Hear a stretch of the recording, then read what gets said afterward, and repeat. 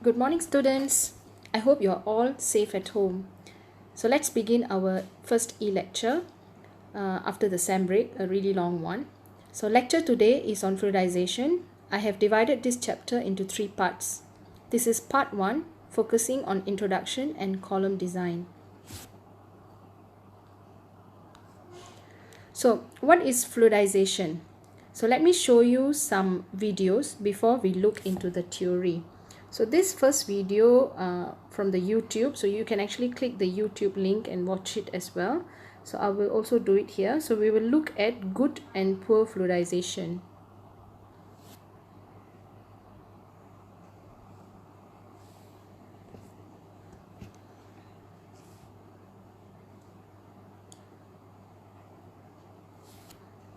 Okay, so if you notice, the bed, there was no movement of air in the bed, and then slowly there was movement, and then now the bed is boiling like a fluid and it is in a full fluidization. And then this one is an example of a poor fluidization where you have minimal expansion of bed, only one part of the bed is spouting, where it is spouting heavily, but it's only at certain parts of the bed, and this is poor fluidization. Okay, let's look into our second video.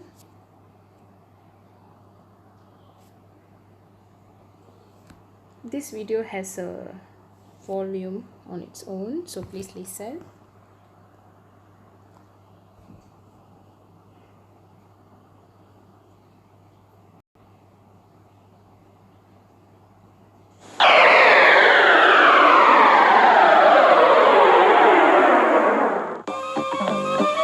The heart of each system is the retort with the fluidized medium. Fine-grained particles of a solid material such as aluminium oxide or sand. A laboratory test shows how it works. An object can't be immersed until the medium is fluidized. Once fluidized, hot air is blown in, the object sinks as in a liquid medium.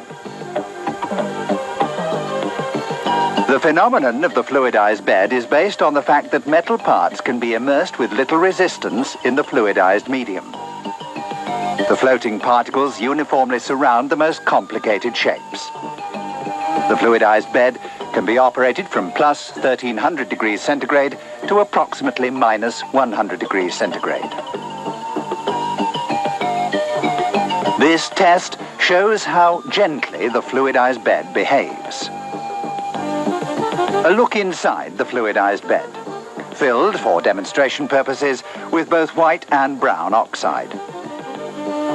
After air has been blown in, it's clear how compactly and uniformly the aluminium oxide particles float, with only minimal movement.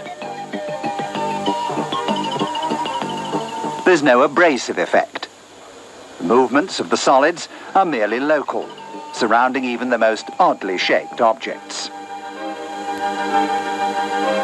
The air blown through escapes at the surface in the form of bubbles.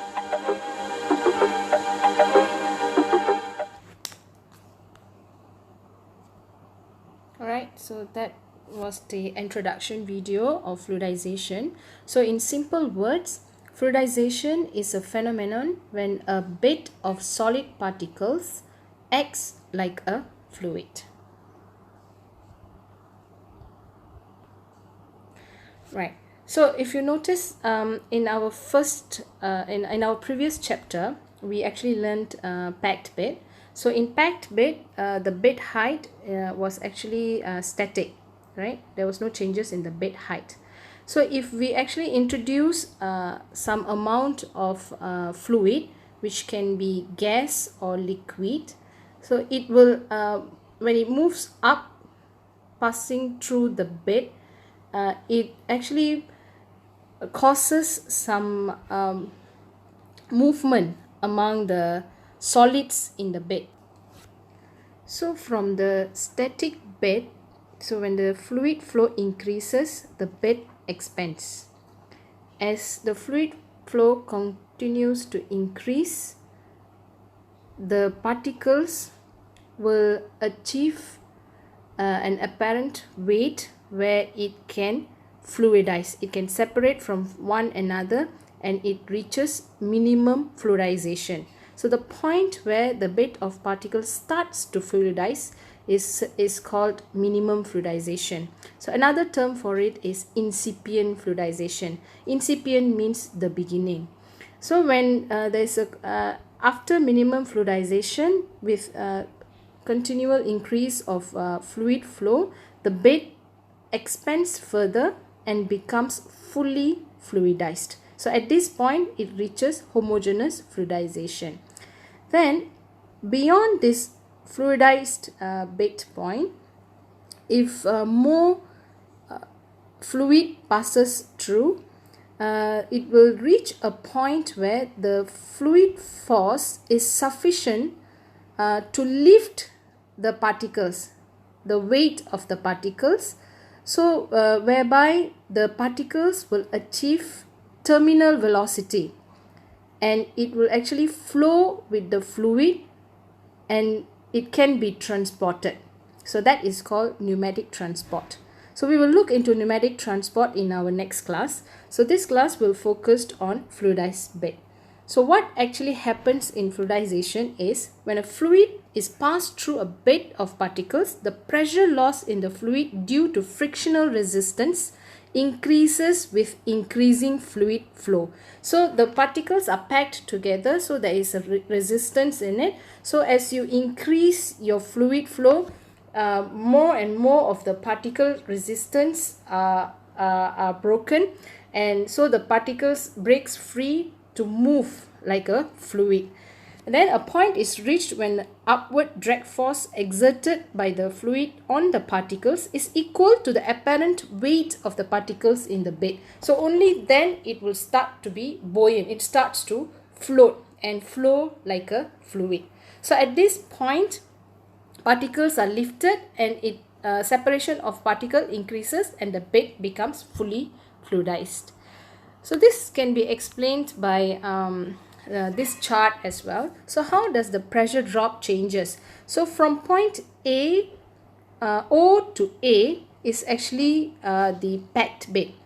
So the pressure drop actually with the increasing gas velocity, the pressure drop of the bed increases so proportionally, and then if you notice, then it will achieve point A. So what is point A? Point A, there's a small hump.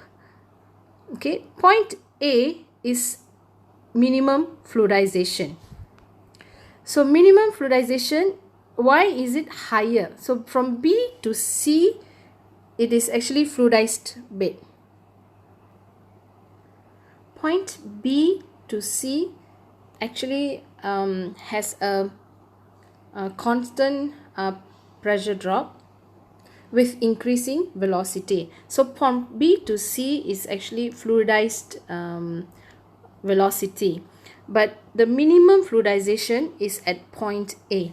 The slight hump is actually due to force required to overcome wall friction and adhesive forces between bed and distributors. So not only the particles in the bed, but also the wall friction and the friction on the distributor has to be overcome. So you need slight push for that fluidization, for complete fluidization to occur, and then the bed will then reduce to B to C, from B to C to become a fully homogeneous fluidized bed. So usually this A point is very evident in compacted particles, like more like finer powders, right? So if we move further, so from O to A, B, C and D is the process where fluidization takes place, and then from D to E is fluidization, and then beyond the point E, it becomes terminal velocity. The velocity of the particles become terminal velocity, and it starts to flow with the particles. So this is the plot showing pressure drop and the velocity of particles from packed bed, where when it's empty, it is a superficial velocity at point where there is no particles in the vessel, and then the velocity increases to become minimum fluidization velocity, and then it is in the fluidization velocity, and then it continues on to the terminal velocity. So the UMF is at this point, yeah, the minimum fluidization. This is the fluidization velocity. So disregard this point. This MF does not correspond to point C. It should be point C.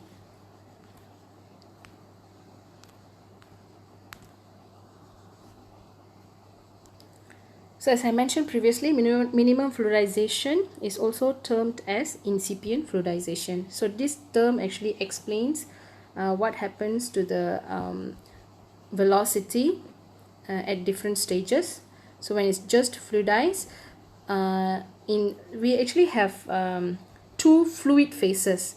One is liquid, another one is gas. So usually the liquid phase is particulate fluidization. Meanwhile, in gas fluidization, it's more aggregative. Why? Is because it's more evident when it is in the fluidized zone. So for when it's liquid, when it just fluidized, so it doesn't show much difference. But when we increase the velocity when it reaches the fluidization velocity, if you notice, for particles with solid, for system with solid and liquids, the bed expands homogeneously, whereas for phase, the fluid phase where it is gas, and then the system has solid and gas, so you can actually see bubbles and slugs appears. So it can also have a fast or turbulent fluidization when gas is involved. And as for when the particles achieves terminal velocity, which is termed as UT here, then it becomes homogeneous again, and it is called pneumatic. So it moves with the fluid, and it's usually it's gas phase, it's usually air, but you can also do it with the presence of fluid in the system. Okay, so this both this fixed bed and fluidized bed is actually reversible. So this graph here, it shows the velocity. So if you notice, from point A to B, the velocity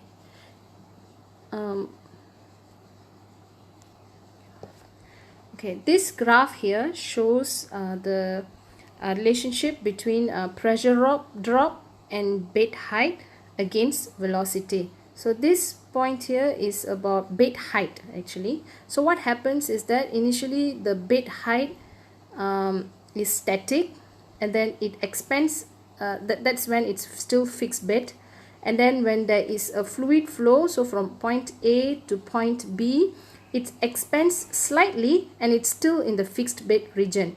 But once the minimum fluidization is achieved and there's a continual introduction of fluid into it, so it grows, the bed expands from B to C. So this is the fluidized bed region. But once the fluid flow is reduced, it is reversible. The point can reverse back from C to B to A, and then to the fixed bed height. So as for the pressure drop, in fixed bed, if you notice, the pressure drop increases to a certain point, while the bed is still fixed, it's still a fixed bed. But once it achieves fluidized bed, the pressure drop becomes constant. And this is also reversible when the fluid flow is reduced. Right. So, okay, this is the explanation that I used for the graph previously. So the fundamentals of it is that the force balance across the fluidized bed is fluid pressure loss across the bed of particles is actually the apparent weight of the particles per unit area of the bed. So the apparent weight is weight of the actual particle minus the upthrust force on the particle. So that is the apparent weight, the weight that is causing it to float like a fluid, to float in the fluid over the cross-sectional area. So the formula for fluidization is this. So if we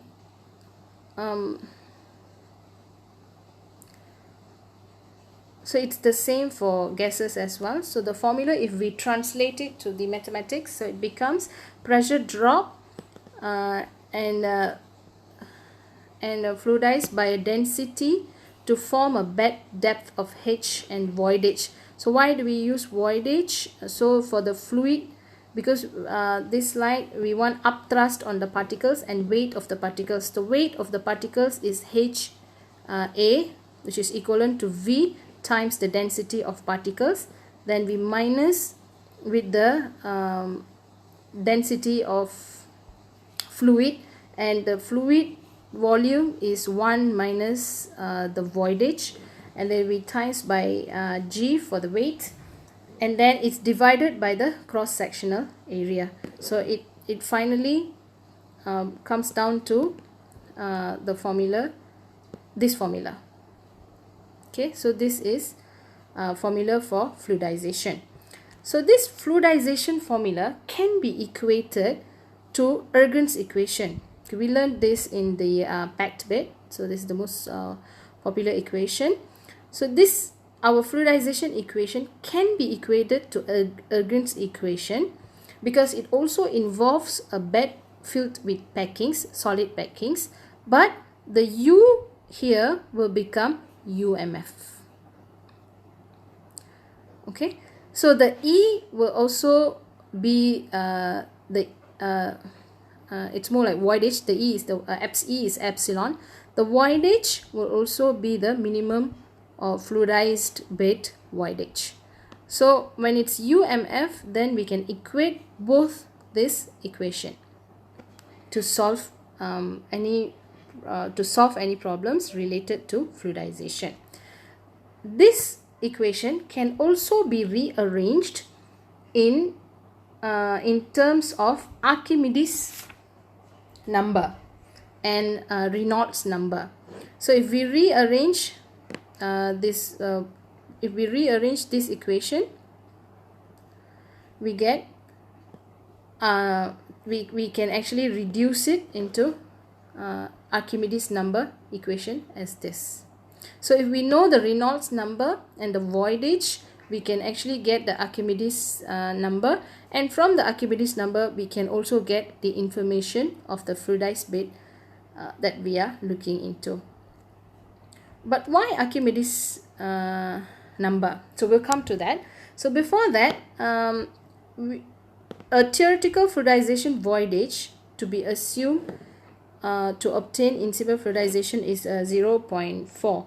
Alright, so from this point, if we do not have a fluidized fluidized bed voidage or minimum fluidization, there's also a theoretical fluidization voidage that can be safely assumed, which is 0.4. So which means when a bed is fluidized, you can assume the voidage is about 0.4.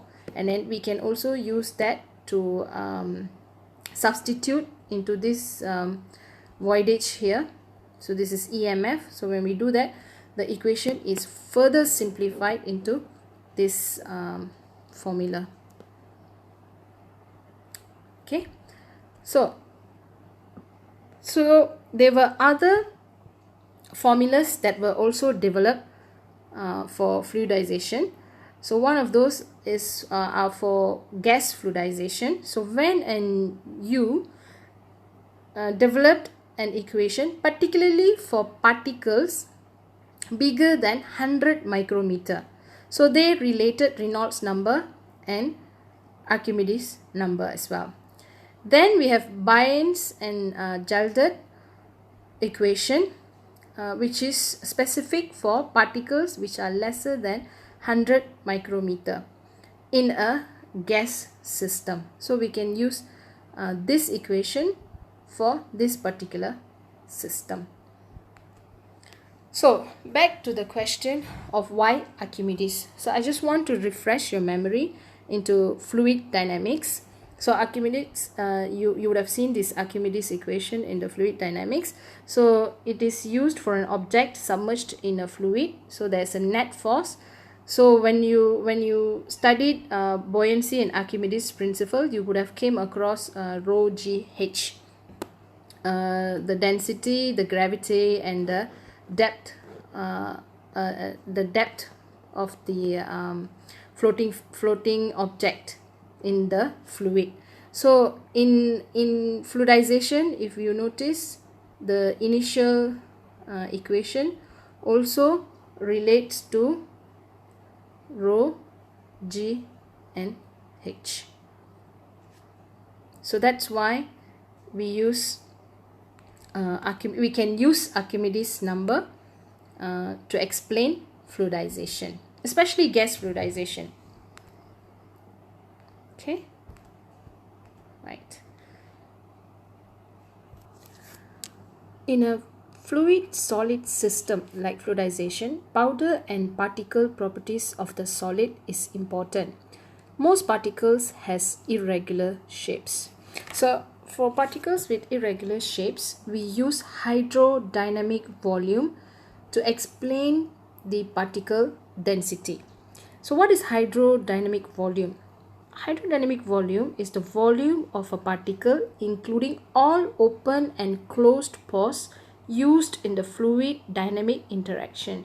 So if you looked at this particle, so it has irregular shape and it has pores. So the hydrodynamic volume will be somewhat a sphere-like, which includes the pore, be it open pore or closed pore in between, and the fluid surrounding it. So the particle density of this irregular shaped particle will be mass of the particle over hydrodynamic volume of the particle. So for non-porous solids, the density can be measured by gas pycnometer or specific gravity bottle. But for porous solids, the same measurement will give absolute density. So absolute density is mass of the particle over the actual volume of solid materials making up the particles. So this will not include the pores. So this will be the absolute volume of the solid particles. So if we use the normal gas pycnometer density measurement, we will get the absolute density. So we will have to use hydrodynamic density to measure hydrodynamic volume to measure the particle density in the fluidization for porous material and also irregular shaped material. So the relevant particle size will be, we have to look into hydrodynamic diameter. So this hydrodynamic diameter is the equivalent sphere diameter derived from a measurement technique involving hydrodynamic interaction between the particle and fluid. There are measurement techniques, or we can simply use a sieve diameter, which is the harmonic mean of the mass distribution. Harmonic mean is 1 over x, and that is actually surface volume mean diameter. So that's why when we use diameter for fluidization, it is actually surface volume mean diameter. It's XSV.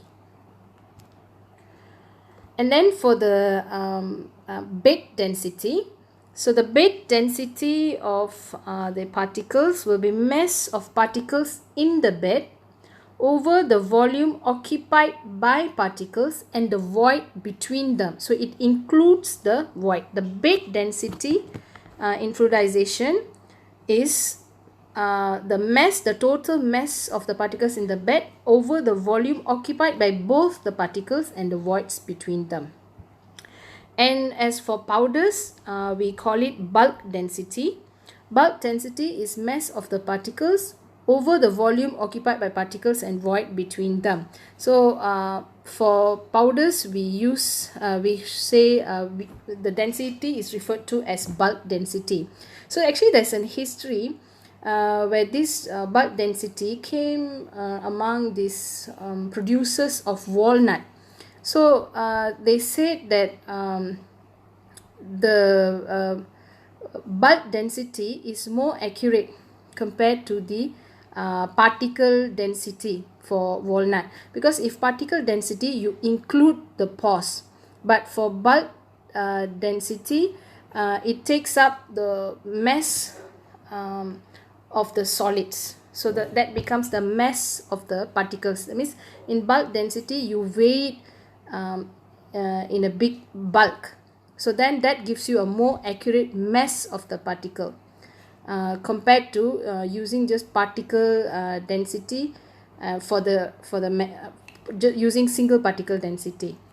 Okay, so the example I've shown you an example on where we use these equations. So for example, if we have 600 kg of powder fluidized in a vessel, okay, let me use so with cross-sectional area of 1 meter square, and it achieves a bed height. So what is the bed density? So we take the total powder, and then the volume is actually the cross-sectional area times the bed height, which includes the void and the occupancy of the particles. So that is your bed density. Okay, so that's all the introduction part for it's part 1 for fluidization. So I have included some exercise for you to practice. So this is exercise from the slides, exercise 7.0, and please do exercise 7.1 and 7.4. This can be found in the Marthin Rhodes textbook that we use for this class, and please submit it in the assignment portal. I think this is assignment 7. Right, okay, that's all. Thank you. I see you in part 2.